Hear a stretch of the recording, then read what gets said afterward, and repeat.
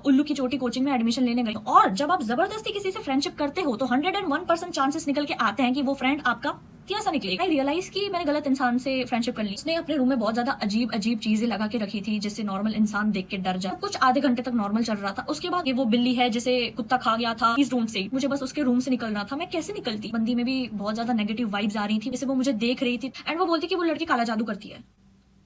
मेरी इतनी फटी थी ना उस मोमेंट पे कि वो सप्लाई करती है।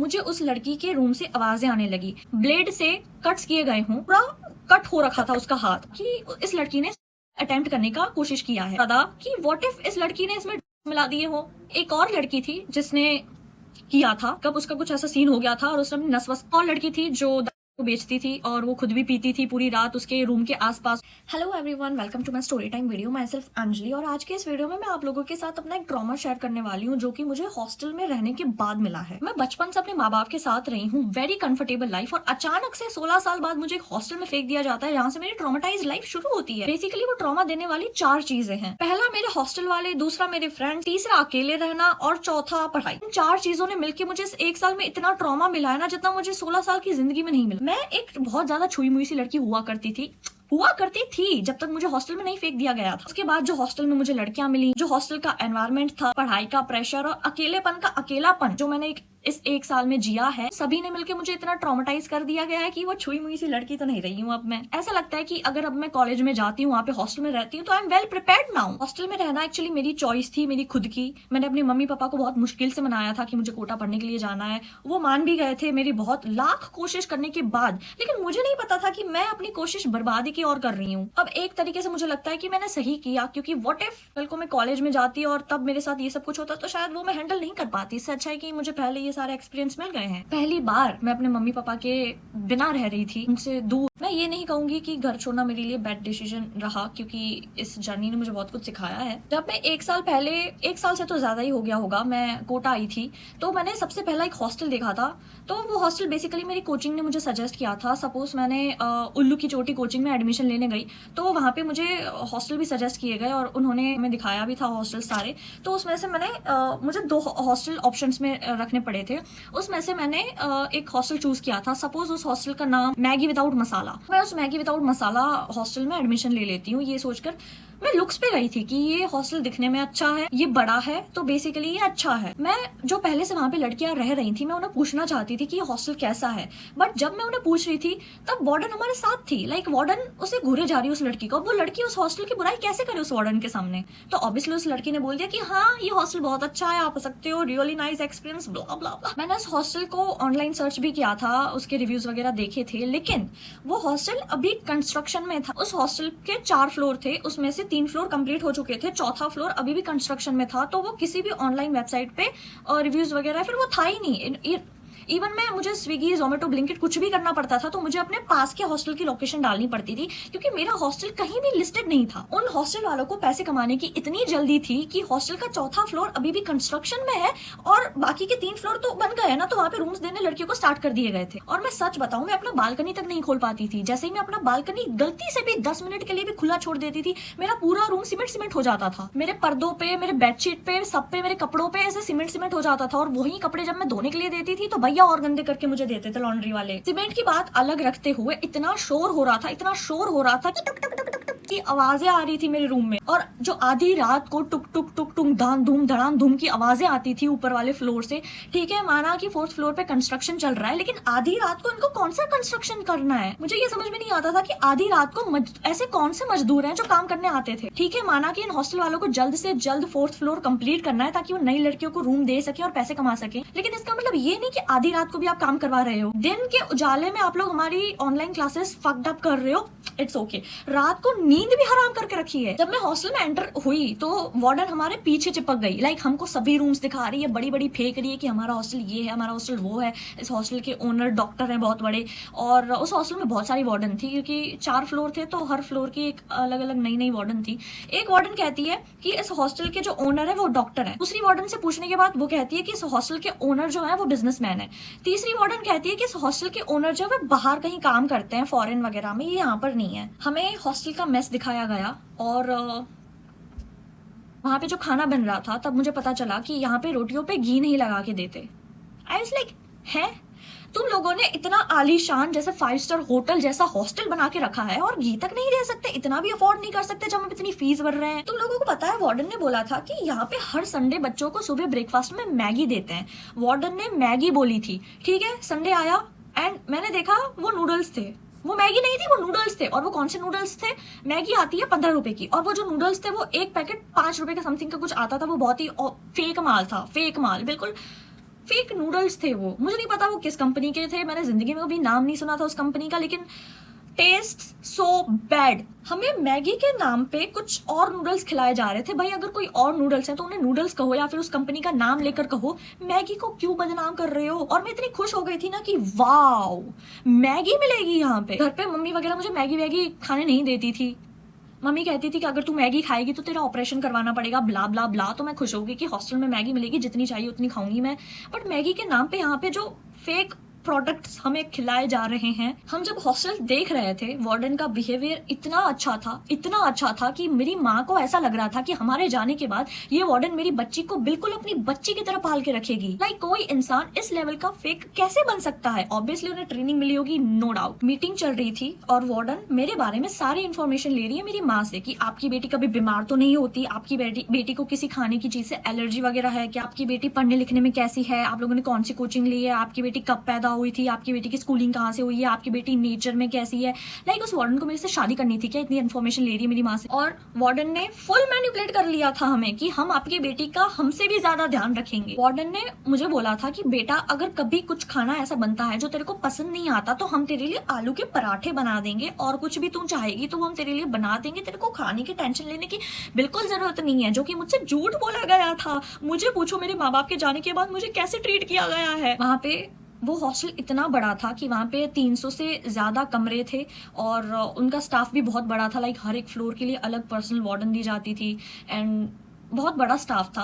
तो मेरी मम्मी को एक वो भी था कि यहाँ पे ज्यादा रूम से तो ज्यादा लड़कियां रह रही होंगी तो ऐसे कोई प्रॉब्लम नहीं होगी। प्लस पॉइंट वो हॉस्टल जो था हमें कोचिंग से सजेस्ट किया गया था, तो और ऐसा लगता है कि ये हॉस्टल अच्छा होगा तभी कोचिंग वाले इसे सजेस्ट कर रहे हैं। मम्मी को हॉस्टल बहुत ज्यादा पसंद आ गया था क्योंकि वार्डन ने उतना मैनिपुलेट कर लिया था। पापा को भी पसंद आ गया था और उन दोनों को इतना पसंद आ गया था कि जो मेरी छोटी बहन है जिसका भी फर्स्ट क्लास चल रहा है उसको कोटा भेजने की प्लानिंग हो रही थी और वो बोल रहे थे कि इसको भी इसी हॉस्टल में डाल देंगे। मम्मी पापा बहुत ज्यादा सेटिस्फाइड थे कि उन्होंने अपनी बेटी को एक अच्छे से हॉस्टल में डाला है। उसके बाद मेरे मम्मी पापा चले गए थे, तब मुझे थोड़ा बहुत तो नहीं, मुझे बहुत ज़्यादा हर्ट हुआ था। मैंने उस मोमेंट पर मुझे रियलाइज़ हुआ कि पता नहीं अब कब देखने को मिलेंगे मम्मी पापा। एंड तब मैं बहुत ज़्यादा अकेला फील कर रही थी कि अकेले रहना है, कैसे मैनेज करूँगी। पहले घर से निकल रही थी, बहुत ज़्यादा कॉन्फिडेंस था कि मैं कर लूँगी, मैं अकेले रह लूँगी। बट जिस मोमेंट पे मम्मी पापा जा रहे थे, मुझे बाय बोल रहे थे, अंदर ही अंदर मैं इतना रो रही थी और बस मैं अपना रोना कंट्रोल कर रही थी क्योंकि मैं रोना नहीं चाहती थी अपने मम्मी पापा के सामने। और उस रात को मैं अकेली सोई तो मुझे इतना ज़्यादा हिट हुआ कि मैं एक अनजान सिटी में एक अनजान लोगों के बीच में आ गई हूँ और मेरे मम्मी पापा मुझसे बहुत ज्यादा दूर हैं। बट एक तरीके से क्योंकि ये मेरा खुद का डिसीजन था कोटा आना, तो आई वाज लाइक ओके, ये लाइफ मैंने खुद चूज की है तो you have to live this. सबसे पहले मुझे तो जो मील्स होती थी पर डे हमें 4 मील्स प्रोवाइड की जाती थी। मुझे उनका टाइमिंग ही नहीं पता था। मुझे नहीं पता था ब्रेकफास्ट कितने बजे सर्व होता है, लंच कितने बजे सर्व होता है, डिनर कितने बजे सर्व होता है, स्नैक्स कब मिलता है, मुझे टाइमिंग्स ही नहीं पता थी। इस वजह से मेरा फर्स्ट डे जो ब्रेकफास्ट का था वो स्किप हो गया। और उस टाइम तो मेरे पास केटल नहीं था, मेरे पास इंडक्शन नहीं था क्योंकि मुझे नहीं पता था कि ये सब कुछ नीड में होता है, हॉस्टल में रखना पड़ता है। ब्रेकफास्ट उस हॉस्टल में मिलता था 6 बजे से लेकर 7 बजे समथिंग तक। अगर तुम लोग उस 1 घंटे में ब्रेकफास्ट करने नहीं गए और 7:01 पर अगर तुम लोग पहुंचते हो तो भैया वगैरह सब अपना बंद करके चले जाते हैं मेस। और ये चीज मुझे नहीं पता थी, मुझे टाइमिंग नहीं पता थी। मैं 7 बजे उठी, मैं 8 बजे ब्रेकफास्ट करने के लिए गई थी मेस में और मैंने देखा कि सब कुछ बंद पड़ा है। तो मैं अंदर ही अंदर गालियां दे रही, कैसा हॉस्टल है, इतनी सुबह हो गई फिर भी अभी तक ब्रेकफास्ट नहीं लगा। उतने में एक लड़की पानी भरने आती है, मैं उससे पूछती हूँ कि ये लोग ब्रेकफास्ट कब देंगे, ये वो लड़की मुझे ऐसे देख रही है, आप नए आए हो क्या? मैंने बोला हाँ। वो बोलती है कि ब्रेकफास्ट लगता है 6 बजे से 7 बजे तक। आई वाज लाइक ओके, अब तुम लोग मुझे जज करोगे कि मैं इतनी स्टूपिड कैसे हो सकती हूँ। भाई एक 16 साल की लड़की जैसे एक अलग सिटी में फेंक दिया गया है, पहली बार हॉस्टल लाइफ जी रही हूँ, मुझे नहीं पता था भाई। के बाद मैं वार्डन के पास गई जिसने मुझसे इतने सारे वादे कर रखे थे कि मैं तेरा ध्यान रखूंगी, मैं तेरी बड़ी बहन। मैं उसके पास गई, मैंने उसे बोला कि दीदी मुझे टाइमिंग का पता नहीं था एंड मैस बंद हो चुका है। तो उसने बोला तो मैंने बोला कि आपने बोला था ना कि कभी अगर ऐसा कुछ होता है तो बेटा हम आपके लिए अलग से खाना बनवा देंगे। उसने मेरे से तब बोला कि बेटा मैं आपकी बात समझ सकती हूँ, लेकिन आप भी तो समझिए जो मेस वाले भैया थे उनका टाइम खत्म हो चुका है, अब वो अपने रेस्ट पीरियड में है, अब मैं उनका जाकर कैसे कह सकती हूँ ये।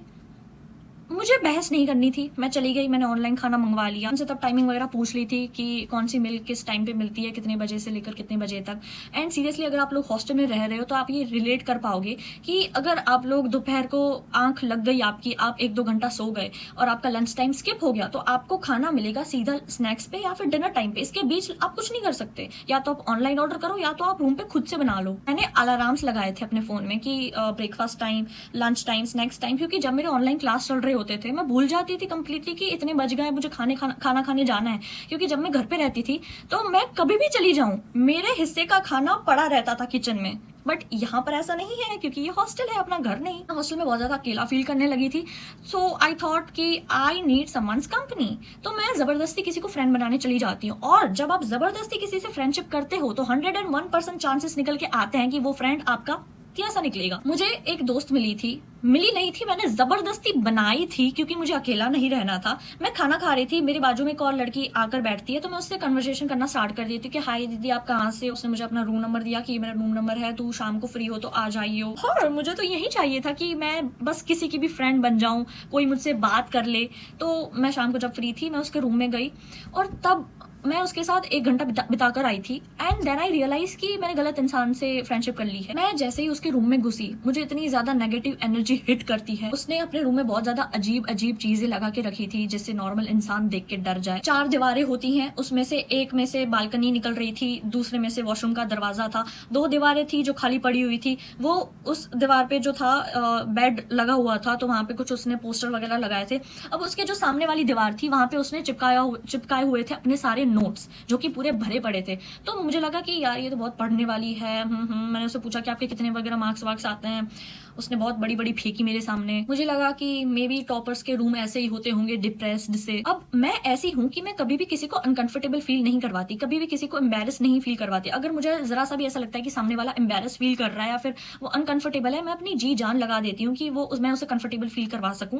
क्योंकि हम दोनों नए नए फ्रेंड्स बने थे, तो मुझे ऐसा लग रहा था कि ये मैं कोई और इसके रूम में आया है जिसे ये नहीं जानती है, तो मे बी इसे अनकंफर्टेबल सा लग रहा हो। तो मैं अपनी पूरी कोशिश कर रही थी कि मैं इसके साथ थोड़ी बहुत फ्रेंडली हो जाऊं ताकि ये कंफर्टेबल फील करे ये वो। बट एक्चुअली में उसे घंटा फर्क नहीं पड़ रहा था। हम बैठे थोड़ी देर, हमने बात किया, हमने खाना ऑर्डर किया, साथ में खाया। उसके बाद हमने बहुत सारी बातें की, जैसे कि मैं उससे पूछ रही थी कि यहाँ पे अच्छी अच्छी जगह बताओ, अच्छे अच्छे कैफेज जहाँ पर हम जा सकें। मैंने उससे बोला कि मैं नई हूँ सिटी में, तो हम आउटिंग का प्लान बनाते हैं, मुझे देखना है ये सिटी। क्योंकि वो 1 साल से वहाँ पे रह रही थी, तो मुझे लगा कि इसे सब पता होगा। तो उसने मुझे बोला कि नहीं यार, मैं जब से आई हूँ तब से मैंने भी कुछ घूमा वूमा नहीं है, मैं रूम में ही रहती हूँ। कोई बंदा कितना ही डिप्रेस्ड हो सकता है, until and unless it was my turn. Basically मैं उससे क्वेश्चन पूछ रही थी क्योंकि मैं जानना चाहती थी सिटी के बारे में, हॉस्टल के बारे में। तो मैं उससे पूछ रही हूँ और वो आंसर कर रही है। सब कुछ आधे घंटे तक नॉर्मल चल रहा था। उसके बाद उसने अपना फोन निकाला और वो मुझे अपने फोटोज दिखाने लगी कि ये देखो, ये मैं हूँ, ये मैंने साड़ी पहना था, ये कलर कैसा है, ये मैंने ऐसा हेयर स्टाइल बनाया था, ये मेरा कुत्ता है, ये मेरी बिल्ली है जो मैंने पाल रखी थी, फिर वो मर गई थी, और ये वो बिल्ली है जिसे कुत्ता खा गया था।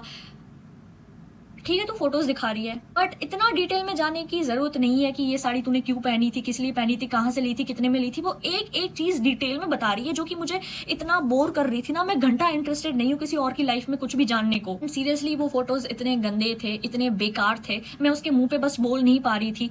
बट मैं खुद को बस शांत करवा रही थी कि please please please don't say it, please don't say it. मैं उसके मुंह पे बोल रही थी कि हाँ यार कितने मस्त, आप कितने अच्छे लग रहे हो, कितने मस्त साड़ी आप पे इतनी सूट करती है, और वाह ओ माय गॉड, मैं ऐसे कर रही हूँ। और वो दिखाई जा रही है, आधा घंटा बीत जाता है और वो रुक ही नहीं रही है। उसकी गैलरी में इतने हजारों में फोटोज थे, सारे फोटोज वो मुझे एक दिन में दिखाने को बैठी थी। मैं इतनी बोर हो रही थी, मुझे बस उसके रूम से निकलना था। मैं कैसे निकलती? थैंक्स टू माई मॉम, तब उन्होंने मुझे कॉल किया, तो मुझे मेरे पास बहाना मिल गया कि यार मेरी मम्मी का फोन आ रहा है, मैं चलती हूँ, बाय बाय। मैं उसके रूम से आ गई थी। उसके बाद मुझे एक और लड़की मिली जो कि उसकी फ्रेंड थी जिसके रूम में मैं गई थी। पहले मैं अपना एक्सपीरियंस बताती हूँ कि मैं उसके रूम में घुसी, जैसा कि मैंने बोला कि मुझे बहुत ज्यादा नेगेटिव एनर्जी सा लग रहा था, और मुझे उस बंदी में भी बहुत ज्यादा नेगेटिव वाइब्स आ रही थी। मुझे कुछ अजीब सा लग रहा था, जिस तरीके से वो बात कर रही थी, जिस तरीके से वो मुझे देख रही थी, इतने वियर्ड लुक्स दे रही थी मुझे।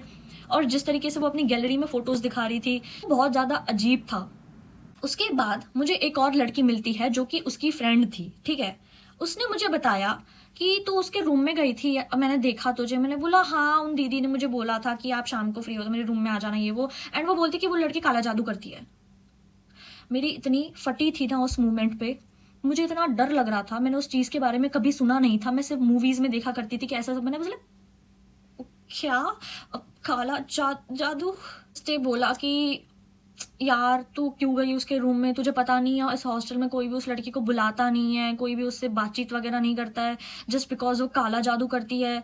मैंने बोला कि इस हॉस्टल में किसने रख दिया उसको फिर। ये चीज मेरे लिए इतनी अजीब थी, इतनी ज्यादा अजीब थी कि मैं इतनी डर गई थी, मैं किसी से बात भी नहीं करना चाहती थी उस इंसिडेंट के बाद। उसके बाद वो लड़की मुझे कहीं भी मिलती थी, मेस में मिली, कहीं भी हॉस्टल में दिख रही है, वो मेरे पीछे पड़ जाती थी कि हाय हेलो दीदी आप कैसे हो, आप मेरे रूम में आ जाओ, आप बोल रहे थे ना कि आउटिंग करना है, हम कहीं बाहर चलते हैं। मैं जैसे तैसे करके उसे बस इग्नोर कर रही थी कि प्लीज भाई तू मेरा पीछा छोड़ दे, मैं नहीं चाहती कि तू मेरी फ्रेंड रहे, बट मैं ये बात उसे कैसे बोलूं। वो लड़की इतना मेरे पीछे पड़ गई थी, इतना मेरे पीछे पड़ गई थी कि एक बार वो मुझे कह रही थी कि दीदी कैफे चलते हैं, ये इस वाले कैफे चलते हैं। तो मैंने उसे स्ट्रेट फॉरवर्ड कह दिया था कि तू निकल यहाँ से। उसके बाद ना उस लड़की ने मेरे से बात करने की कभी हिम्मत की, ना उसने मुझे कभी देखा।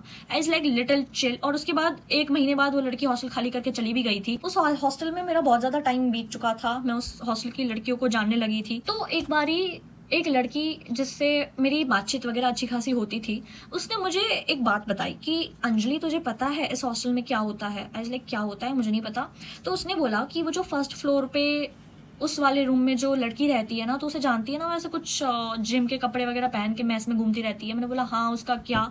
तो उसने बोला कि वो सप्लाई करती है। ठीक है, वो लड़की सप्लाई करती है तो करने दो, मुझे क्या। उसके थोड़े दिनों बाद मुझे उस लड़की के रूम से आवाजें आने लगी, मुझे ही नहीं ऑब्वियसली पूरे फ्लोर पे, कि कोई किसी पे बहुत ज्यादा चिल्ला रहा हो, अपना सर फोड़ रहा हो, अपने रूम की चीजें तोड़ रहा हो कांच की, वैसी सी आवाज आने लगी। आधी रात को समथिंग, आधी रात तो नहीं 12 समथिंग बज रहे थे, बहुत ज्यादा आवाजें आने लगी जैसे कि वो कॉल पे किसी को गालियां दे रही है, अनाप शनाप बक रही है। ठीक है ब्रेकअप हो रहा है, समझ रहे हैं दुख हो रहा है, बट इसका मतलब ये नहीं कि आप अपनी रूम की चीजें फेंक कर कॉल पे इतनी जोर जोर से बात करके अपनी आस पास के हॉस्टल फेलोज को इतना ज्यादा परेशान करो।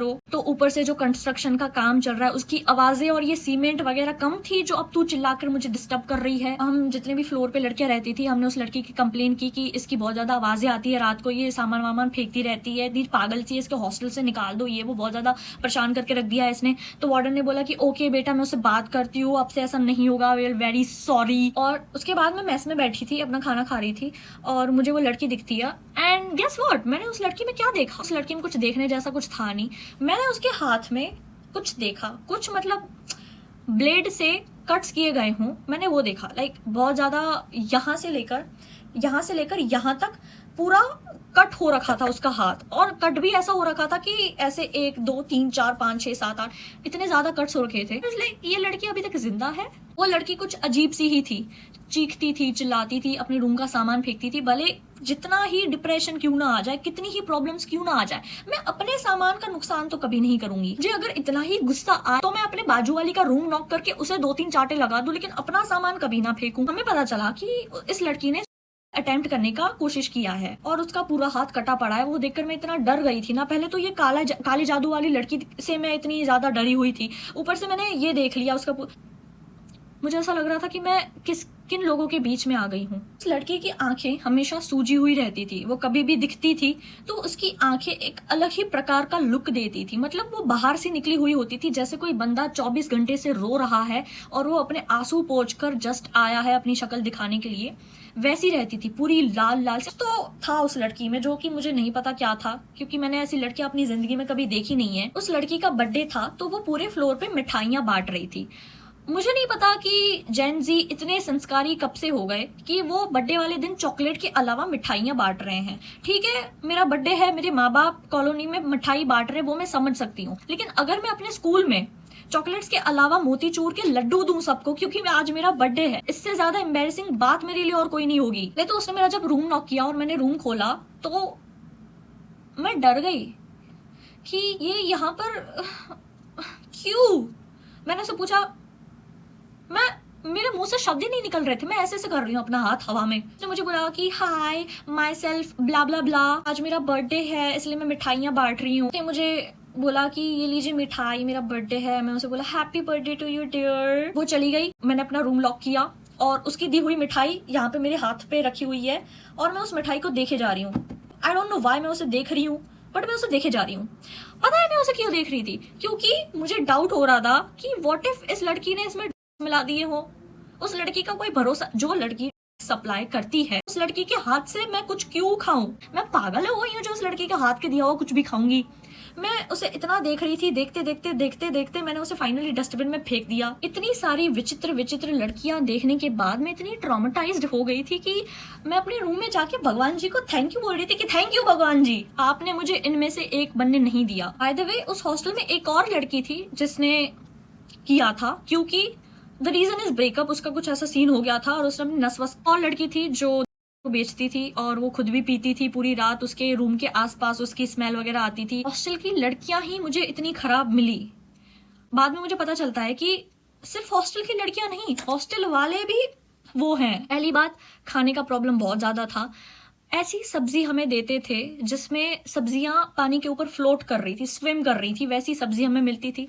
ऐसी रोटी जिसे अगर मैं किसी को फेंक के मारूं तो वो कट जाए, इतनी पत्थर जैसी, उसका माथा फूट जाए अगर वो रोटी में किसी के फेंक के मारूं तो। मैं जिस तरीके से उस हॉस्टल की बुराई कर रही हूँ, अगर तुम लोग वो हॉस्टल देखोगे ना, आप लोगों के मन में जरा सा भी वो नहीं आएगा कि इस हॉस्टल में ऐसा हो सकता है, क्योंकि वो हॉस्टल इतना अच्छा था, इतना अच्छा था कि कोई उसे बाहर से देख ले तो उसे वो 5 स्टार होटल लगे। और ये सब कुछ मेरे हॉस्टल में हो रहा है, मैं अपने घर पे नहीं बताया करती थी, क्योंकि मुझे ऐसा लगता था कि अगर ये मैंने बात अपने मम्मी पापा के साथ शेयर की तो उन्हें 101% ऐसा लगेगा कि हमारी बेटी उस एनवायरमेंट में रह रही है, मतलब वो भी ऐसी कहीं ना कहीं बन जाएगी।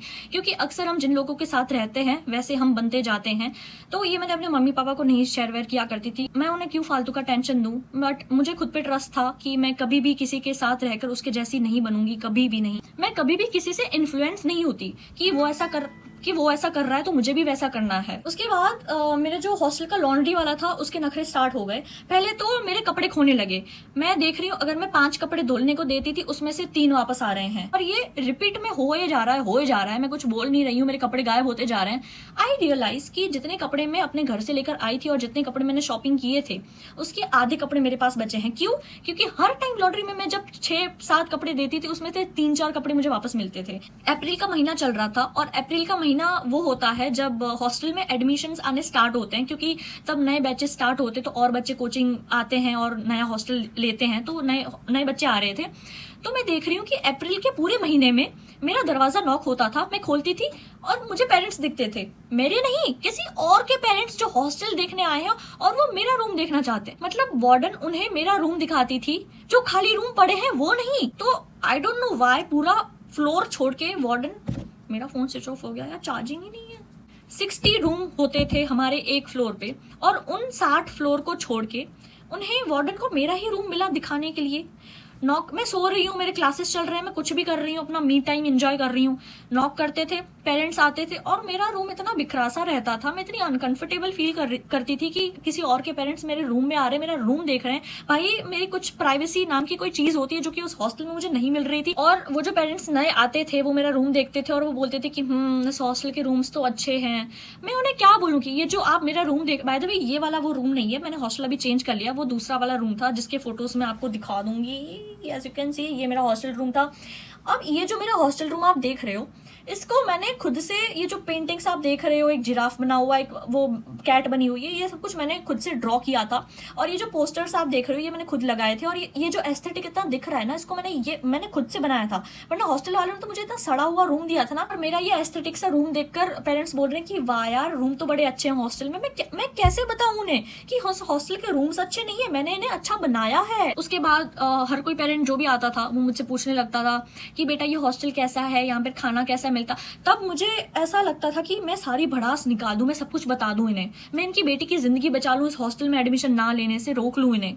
बट ये जो वार्डन जो खड़ी रहती थी, मैं उस वार्डन के सामने कैसे बुराई करूं उस हॉस्टल की जिस हॉस्टल में मैं रह रही हूँ। मैं बोल देती थी कि हाँ बहुत अच्छा हॉस्टल है, बहुत चंगे लोग इधर। उस हॉस्टल में वाईफाई का बहुत ज्यादा प्रॉब्लम रहता था, हफ्ते में 3-4 बार वाईफाई कट हो जाती थी। ना खाना अच्छा मिल रहा है, ना लॉन्ड्री में कपड़े अच्छे से धुल रहे हैं। वार्डन का बिहेवियर भी चेंज हो गया था, बहुत ज्यादा रूड हो गई थी, बहुत ज्यादा फेसेस देने लगी थी हमें, और उस हॉस्टल में लड़कियां कैसी थी ये तो मैंने तुम लोगों को पहले बता ही दिया है। मैं उस हॉस्टल में 8 महीने रही थी और मैं इतना तंग हो चुकी थी ना उस 8 महीनों में, मुझे जैसे तैसे करके हॉस्टल चेंज करना था। तो मैंने आसपास दूसरे हॉस्टल्स देखना स्टार्ट कर दिया था कि मुझे कोई इस हॉस्टल से तो अच्छा हॉस्टल मिल ही जाएगा। उसी तलाश में मुझे एक और हॉस्टल मिलता है। सपोज उस हॉस्टल का गंजी चुड़ैल नाम है, तो मैं वो गंजी चुड़ैल हॉस्टल देखने गई। मुझे वो हॉस्टल बहुत ज्यादा अच्छा लगा। मतलब वो हॉस्टल कुछ खास नहीं था, लेकिन जिस हॉस्टल में मैं रह रही थी उसके कंपैरेटिवली अच्छा था। तो मैंने सोचा कि मुझे हॉस्टल रूम चेंज करना है, मैं इस हॉस्टल में तो नहीं रह सकती जहां पर मैं अभी रह रही थी। मैंने अपने पापा को बोला कि पापा इस हॉस्टल में ये सारी दिक्कतें आ रही हैं मुझे, और मुझे अपना हॉस्टल चेंज करना है। तो पापा ने बोला कि देख, रहना तुझे है, तू अपने कंफर्ट के हिसाब से हॉस्टल चूज कर ले, तुझे जहां पर भी अच्छा लगेगा तू वहां पर शिफ्ट कर ले।